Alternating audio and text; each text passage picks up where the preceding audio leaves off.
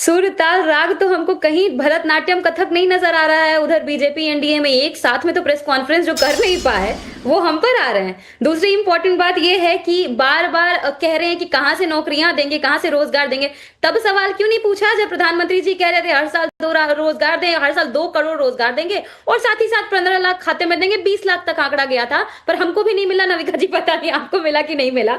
पर इम्पोर्टेंट बात ये है कि हम कैसे लेकर के आएँगे? हम लेकर के आएँगे ना, हम एग्रो बेस्ड इंडस्ट्रीज बिहार में लगाएंगे और राहुल गांधी जी भी इस पे बात कर रहे थे, पता नहीं आपको दिखा कि नहीं दिखा। एग्रो बेस्ड इंडस्ट्रीज लगाएंगे, लीची इंडस्ट्री, फूड प्रोसेसिंग यूनिट्स। आप बहुत बार विदेश जाती हैं जहां तक मुझे मालूम है।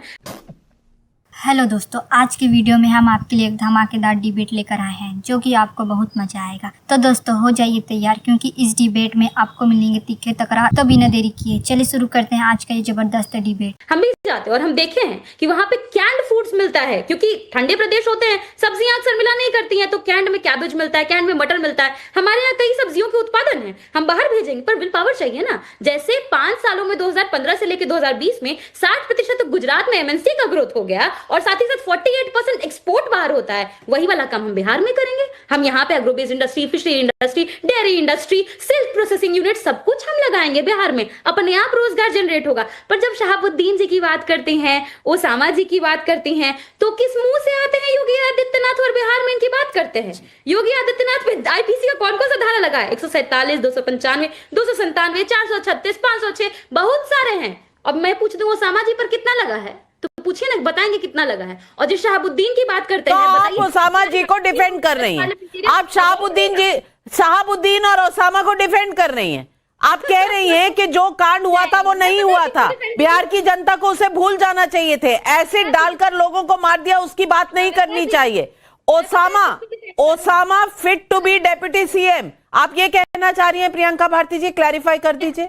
मैं कहना चाह रही हूँ आनंद मोहन, आनंद सिंह, हुलास पांडे, अमरेंद्र पांडे, ये सबके सब स्वतंत्रता सेनानी हैं। जाइए सबको वीर की उपाधि दे आइए, ये कह रही हूँ मैं। ये सारे लोग जितने घूम रहे हैं AK-47 वाले, ये बड़े अच्छे लगते होंगे, क्योंकि सब घर में AK-47 जो रखता है, पता नहीं परमिशन आपको भी दिलवा दे या किसको दिलवा दे, तो शायद अच्छा लगने लगे। हमको तो परमिशन नहीं मिलेगा। मेरी तो जुबान की तीरी बहुत है, मैं अपना काम बोली से ही चला लेती हूँ, मुझे AK-47 की जरूरत नहीं है। लेकिन गुरु प्रकाश जी सवाल का जवाब दे दीजिए। नहीं, देखिए नविका जी, उद्योग तो था, agro based industry, kidnapping based industry थी, हत्या बेस्ड इंडस्ट्री थी, और इंडस्ट्रियलिस्ट भी थे, उद्योगपति भी थे शहाबुद्दीन। और बड़ा मतलब विचित्र लगता है और मुझे बहुत पीड़ा भी होती है कि हमारी बहन को ओसामा जी कहना पड़ रहा है। मैं तो कहता हूं और मैं समर्थन दूंगा राष्ट्रीय जनता दल को उस दिन जिस दिन हमारी बहन को डिप्टी सीएम का ये उम्मीदवार घोषित करते। नहीं करेंगे ना, दिक्कत इस बात से है, दुर्भाग्य है ये राष्ट्रीय जनता दल का। जब भी मौका मिलता है नविका जी, तो सिर्फ और सिर्फ माई बहन योजना लिखे थे अपने घोषणा पत्र में। माई बहन योजना का आपको अर्थ पता है ना? माई राबड़ी देवी नेता विधान परिषद, बहन रोहिणी लोकसभा, दूसरी बहन मीसा राज्यसभा। ये माई बहन योजना की असलियत है। और बड़ा मुझे विचित्र लगता है, नरसंहार करने वाले गांव के गांव 58 शिशु दलित समाज के बच्चों की नृशंस हत्या कर दी गई थी। भूल जाए शहाबुद्दीन को, हद करते हैं आप। मतलब आप लोग अंधे हो गए हैं तुष्टीकरण की राजनीति में। वक्फ का संशोधन है, संविधान के ऊपर हो गए हैं। राहुल गांधी जी तो संविधान के ऊपर हैं he is above the rule of law. Tejashwi भी अपने आप को घोषित कर ले कि I am above the rule of law, मेरे ऊपर कोई कानून लागू नहीं होगा। तुष्टीकरण की पराकाष्ठा, तुष्टीकरण की राजनीति में इतने अंधे हो गए हैं आप लोग कि इस प्रकार की बातों को कर रहे हैं। मैं बता रहा हूं ना आपको, नविका जी आप वरिष्ठ हो, आपको याद होगा 2020 के चुनाव के नतीजे आ रहे थे। 8 नवंबर का दिन था। थोड़े समय के लिए राष्ट्रीय जनता दल लीड कर रही थी, पूरे पटना का माहौल देखने लायक था। गाड़ी से 2 नली बाहर निकल गया था, ओपन फायरिंग हो रही थी। ऐसे लोगों को मैं आपको चैलेंज देता हूं कि आप पटना आइए, आई एम श्योर आप पटना आइएगा चुनाव में। 25 साल से ऊपर किसी भी युवा से आप पूछ लीजिए, आप एक साधारण सवाल पूछिए, छोड़िए बीजेपी, छोड़िए अभी हाल ही के दिनों में गोपाल खेम का तमाम केस हुए हैं। गुरु प्रकाश जी आपको इस बात को भी मानना पड़ेगा, आनंद सिंह बाहुबली हैं, ये भी आपको मानना पड़ेगा। ये सवाल आपका पीछा नहीं छोड़ेंगे गुरु प्रकाश जी।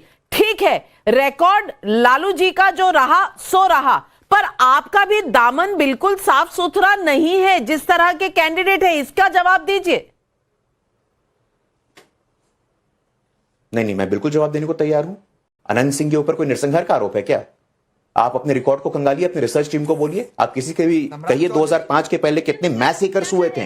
मैं मैसेकर बोल रहा हूं, ये कोई साधारण शब्द नहीं है। अच्छा। और ये जो भी व्यक्ति हैं ये राष्ट्रीय जनता दल के अच्छा, तो अपराध में भी रिटेल और होलसेल की बात करनी पड़ेगी। जिनका रिटेल में चल रहा है उनका ठीक है, जिनका होलसेल में चल रहा है वो ठीक नहीं है। गुरु प्रकाश जी, आपसे कम से कम ये उम्मीद नहीं थी, आप पढ़े लिखे बहुत सभ्य इंसान हैं, पर इसमें होलसेल रिटेल की बात नहीं होनी चाहिए थी। चलिए, लेकिन मेरा एक सवाल है, मेरा क्या ओवैसी जी ने सवाल उठाया है, सईद असीम वकार हमारे साथ बैठे हैं, तो वकार साहब अब आपके सवालों का जवाब मिल गया क्या? राहुल गांधी ने दे दिया या तेजस्वी ने दे दिया?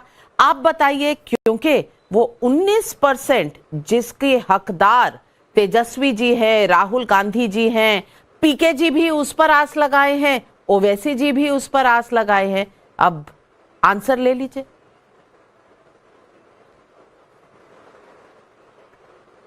देखिए, सवाल और जवाब ये 11 तारीख तक खत्म नहीं होंगे, 11 नवंबर तक, जब तक पोलिंग नहीं हो जाएगी। और अगर कोई आस लगाए है और हम भी आस लगाए हैं तो ये गुनाह नहीं है।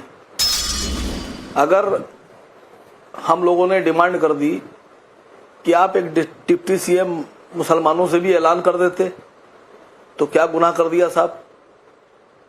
भाई, जिस मैदान में हर आदमी एक पद के लिए लड़ रहा है, नीतीश कुमार बीजेपी पे इसलिए दबाव बना रहे हैं कि उनको मुख्यमंत्री बनाया जाए। सम्राट चौधरी इस बात की लड़ाई लड़ रहे हैं कि डिप्टी सीएम होंगे कि नहीं होंगे। तेजस्वी जी ने राहुल जी को इसलिए दबाव बनाया, कांग्रेस पे इसलिए दबाव बनाया कि हमको सीएम फेस बना के ऐलान करो वरना हम तुमसे गठबंधन तोड़ देंगे। सीटें डिक्लेयर करने लगे। जिस मैदान में 2% वाले मल्ला ये कह रहे हैं कि साहब हमको डिप्टी सीएम जरूर बनाना, जिस मैदान में तेजस्वी मल्लाहों से वादा कर रहे हैं कि हमको वोट दो, हम तुम्हें डिप्टी सीएम बनाएंगे, उस मैदान में अगर हमने ऐलान कर दिया या हमने मांग कर दी तो ये गुनाह कबीरा तो नहीं है मैडम? सभी कर रहे हैं, हम भी कर रहे हैं। इसमें कौन सा हमने गलत काम कर दिया है? दूसरी बात, बिहार की लड़ाई, बिहार के लोगों को लड़ना है।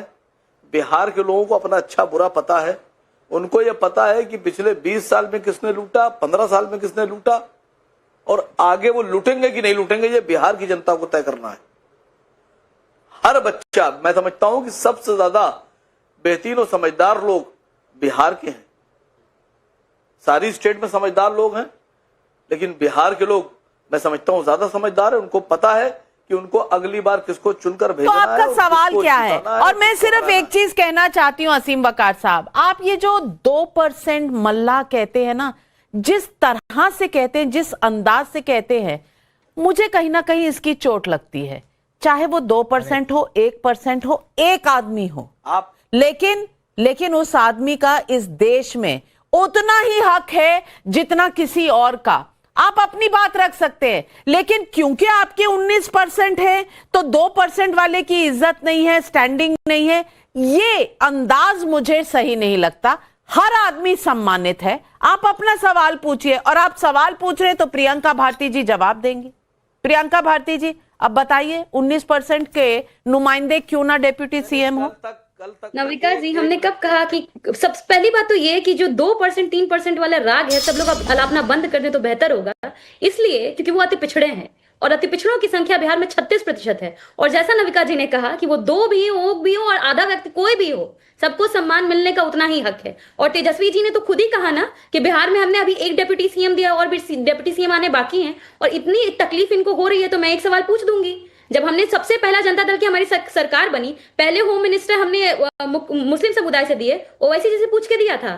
तस्लीमुद्दीन जी को स्टेट होम मिनिस्टर बनाया था, ओवैसी से पूछ के बनाया था। वित्त मंत्री हमारे अब्दुल बारी सिद्दीकी जी थे, ओवैसी से पूछ के बनाया था। नेता प्रतिपक्ष हमारे अब्दुल बारी सिद्दीकी थे, उनसे पूछ के बनाया था। इसराइल मंसूरी जी को हमने विधायक पहली बार टिकट दिया, उसके बाद मंत्री, सीधे मंत्री उनको बनाया, वो भी क्या ओवैसी से पूछ के बनाया था। हमको किनके साथ रिप्रेजेंटेशन देना है, किनके साथ रहना है, ये तो हम खुद ही जानते हैं। हम सामाजिक न्याय प्रिय पार्टियां हैं, आपको पता है वकार जी, क्योंकि हम लोग रिप्रेजेंटेशन की जब बात करते हैं, जिसकी जितनी संख्या बढ़ी उसकी उसी हिस्सेदारी, और वो होगा ही होगा। हम सबको साथ लेके चलना जानते हैं, इसीलिए A to Z की बात करते हैं, हम किसी एक की बात नहीं करते हैं। इसीलिए मैं कहूंगी कि जब भी आप साहनी जी का नाम लेते हैं, 2% 3% बोलना बंद कीजिए। वो 36% समाज का प्रतिनिधित्व कर रहे हैं, और सबका सम्मान इस देश में बराबरी से होना चाहिए, और कुछ नहीं।